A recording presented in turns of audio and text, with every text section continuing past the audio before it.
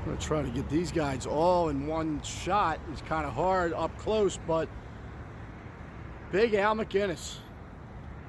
Any hockey fan's going to know who he is. Let's see who else they have here. And then we can figure out where I'm at. All right, let's go. Here we go. Bernie Federico, yes sir. Right there. And the one and only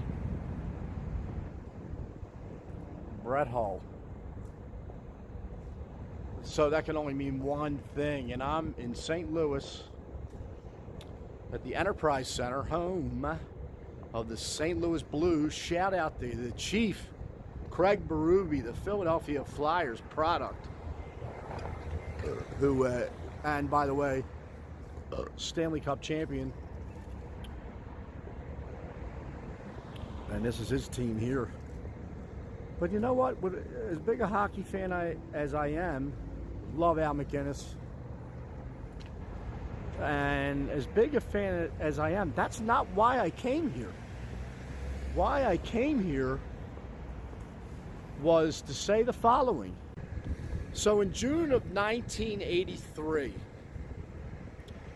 the seventh and last time that the absolute legend Harley Race won the National Wrestling Alliance Championship. Yes, the NWA title was right behind me here in a building called the Kiel Auditorium. Look, anytime I'm wandering around, and the first thing I'm going to be looking for is give me some, you know, give me some pro wrestling moments in your town. Graph spots. It's a list, but one of them is absolutely pro wrestling. And the gentleman that booked the NWA for a long, long time, Sam Muchnick, one of the greatest, really. Like Vince Sr. was a tremendous promoter. Sam Muchnick had probably one of the best reputations as a promoter and promoted NWA for a long, long time. There's also another building here called the Chase that he ran an NWA-based programming for like forever, for a long time. I'm pretty sure he's the one that did book Harley Race versus Ric Flair that was here. That was Harley winning the NWA title for the seventh and final time of his career. That match led to the very first Starrcade in 1983, fall of 1983. And that was Flair for the gold. That was Rick taking the title back from Harley Race.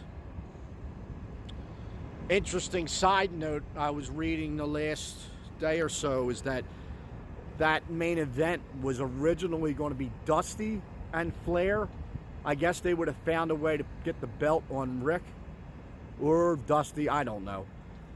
But Dusty Rhodes committed to a match with Nick Bockwinkel around that same time frame, and that's why they went with Race versus Flair. But this is the old location of the Kiel Auditorium, demolished, and then this building put up in its place. And you know what? This building itself has quite a reputation in the pro wrestling community, not only being, aside from the fact that the Chiefs in there winning Stanley Cups for the St. Louis Blues, or with the St. Louis Blues. Not only that, like, is the fact that Owen Hart's, the tribute to Owen Hart, the day following, the Raw following his terrible freaking death, fall to his death at that pay-per-view, I believe I was in Kansas City. That tribute show that following night on Raw was here.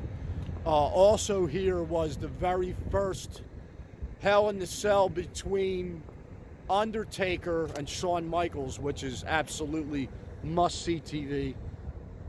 One of the great, right, the short list of greatest matches of all time.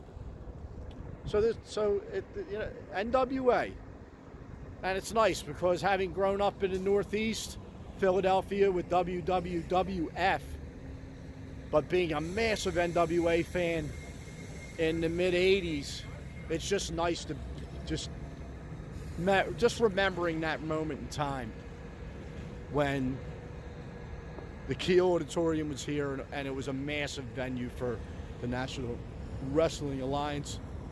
And I love NWA is amazing, period. Tremendous, like amazing promotion. One more time, Al McInnes, of course known, and I'm sure this is well documented on, let me get out of the way of that. This is well documented on YouTube. Big Al, number 2. Big Al definitely broke many windows behind the goalie. 90-mile-an-hour slap shots. He was the hardest shot for a long time. Al Iafrate was pretty close to as well. But Big Al was an absolute friggin' monster. Defenseman.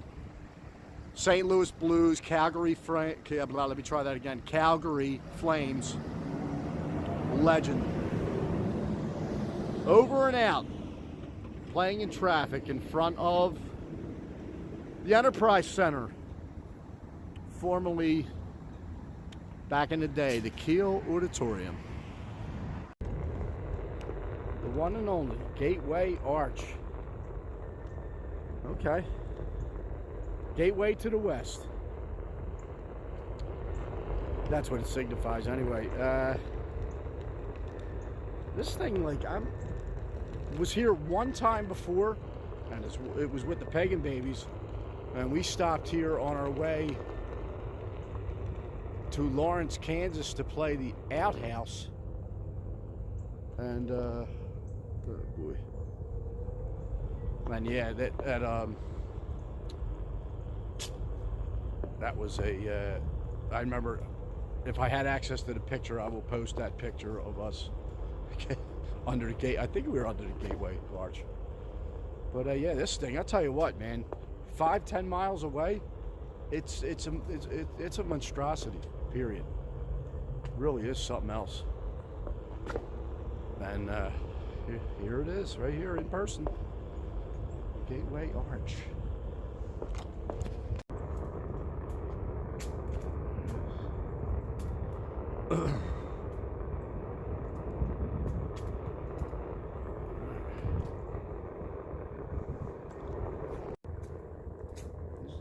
Many different angles of it.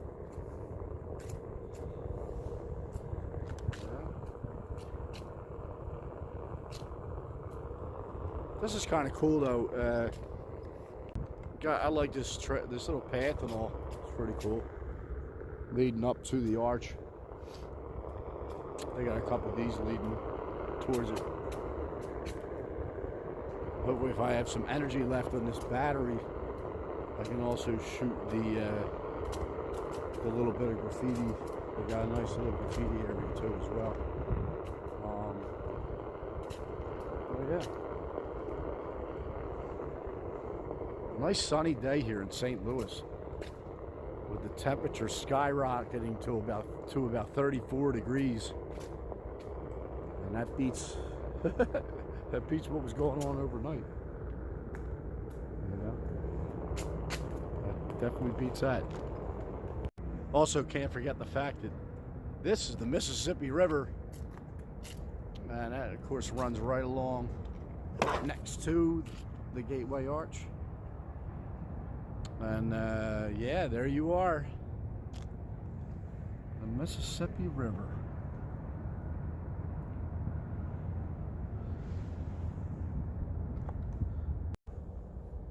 Downhill.